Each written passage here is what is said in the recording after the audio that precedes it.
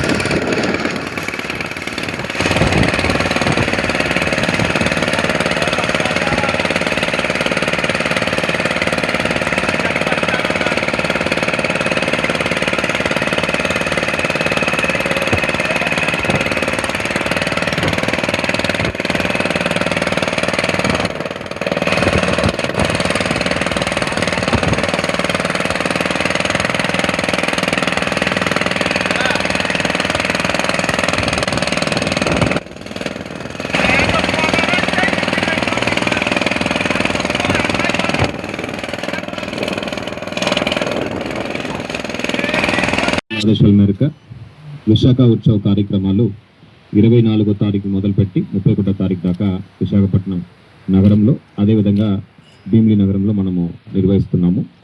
దీంతో పాటు అరకు మరియు అనకాపల్లిలో కూడా ఈ కార్యక్రమం నిర్వహిస్తున్నాము. దీంట్లో భాగంగా ఈరోజు మనము మన మంగమారిపేటలో పడవల పోర్టులో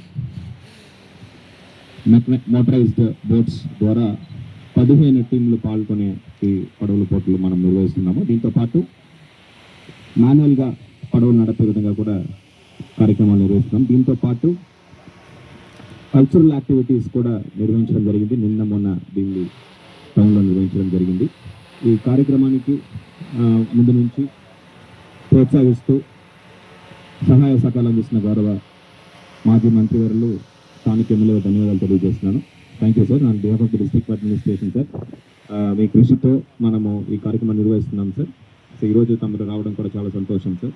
thank you so much. Thank you.